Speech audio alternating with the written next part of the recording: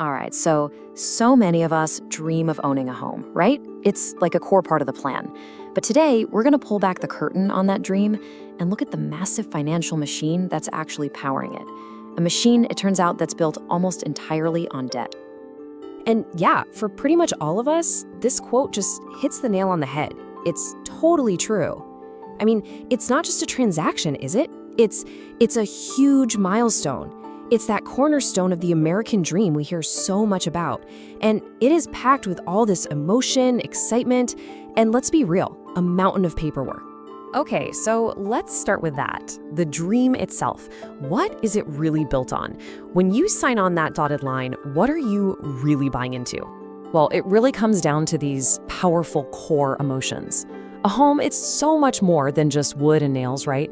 It's that feeling of finally putting down roots. It's about providing stability for your family, having a sense of security about your future, and, it's that big, tangible symbol that says, hey, I've made it. But, and this is a big but, this is where the picture starts to get a little different.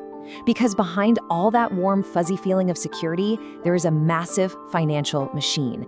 And that machine, it operates on a completely different set of rules. So let's do it. Let's peel back some of those layers and really look at what you're paying for every single month with that mortgage payment. I'm telling you, the answer, it might actually surprise you. Okay, this right here, this is the fundamental shift in perspective, the whole ballgame. Our perception is that we're paying for a home, right? Chipping away at it piece by piece. But the reality, from the bank's perspective, you are paying for money. You're paying for the privilege of using their cash. Yeah, think about it like this. You're basically renting cash. The house is just the collateral, the thing they can take if you don't pay. The real product that you are buying every single month for 30 long years is the loan itself. And that rent you're paying on the cash, we call that interest. And this is the part that is just staggering. Over the life of a typical 30-year mortgage, the total amount you pay in interest can literally be more than the house cost in the first place. Sometimes like double. And get this, that's not a bug, it's not a mistake, that is the system. It's designed from the ground up for slow, predictable, massive profit. So, you gotta ask, how is this system so darn effective? Well, it all comes down to the structure of the contract and this really powerful lock-in effect it creates. See, the moment you sign that mortgage, that's it. The game is on. The terms are set in stone. The payment schedule is fixed. Your obligation is locked in, not for a year, but for decades. And trying to get out of that obligation, oh yeah, that is intentionally designed to be very, very expensive. And this is exactly how the machine keeps getting fed. Think about it. You want a better rate? Great. Refinancing has fees. You need to sell the house? Yep, that's going to cost you. Need to move? Costs money. And then there are all the little things, servicing fees, late fees. They seem small, but these are all these tiny little streams of revenue. When you multiply that by millions and millions of homeowners, it becomes a massive, unstoppable river of cash for the lenders. Which brings us to the absolute core of the business model. It's not about housing. It was never about housing.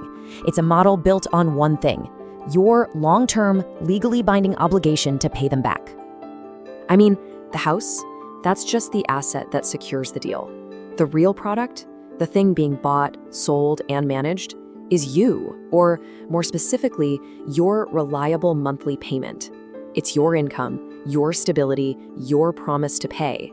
That's the fuel for this entire engine. And just think about how bulletproof this model is. When interest rates go up, banks win. Their new loans are way more profitable. Okay, so what happens when rates fall? Well, homeowners rush to refinance, which generates a huge wave of fee income. So, banks win. Exactly. Even when you're trying to do something to save yourself money, this system is designed to make money off that very transaction. It's incredible. And what if you do nothing? What if you just stay put? Well, the bank just keeps collecting that steady, predictable interest payment, month after month, year after year. So again, they win. The system is just built to profit no matter what you do and no matter what the market does. And that right there, that's the key. The whole game isn't really about your home or its value. It's about your obligation. It's about locking in a 30-year stream of payments from a reliable source, you. It's all about the predictability. But, this isn't just about spreadsheets and financial equations. There's a real, profound human cost to living inside this machine. So let's shift gears a little and talk about the emotional weight of this whole system. We're all sold this incredible promise, right? Homeownership is freedom. It's the freedom to paint the walls any color you want, to build a life, to be your own landlord. But the reality is that this freedom comes attached to a very, very long and very heavy financial chain. And that constant obligation, it creates this baseline of stress. It's always there on the back of your mind that no matter what happens, you lose your job, you get sick, anything, that payment is still due on the first of the month. And that stress, of course, it leads to anxiety. It can actually limit your choices in life. It might make you afraid to take a risk on a new career, or keep you tied to a job or a city that you'd really rather leave. And underneath all of that is fear. A really deep-seated fear. The fear of failure, the fear of foreclosure, the fear of losing the very symbol of stability you worked so incredibly hard to get in the first place. And honestly, that pressure is part of what keeps the whole system running so smoothly. And this quote, this just captures it perfectly. So many people feel this way. The dream of owning a home can slowly, over time, start to feel like the house owns you, like you're trapped by this relentless duty to just serve the debt. So when you boil it all down, the business behind your mortgage isn't really shelter. It's about control.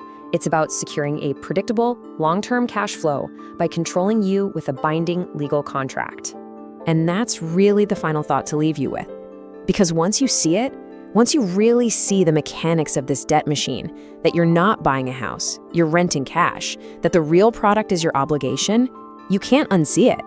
It just changes how you look at the whole idea of homeownership.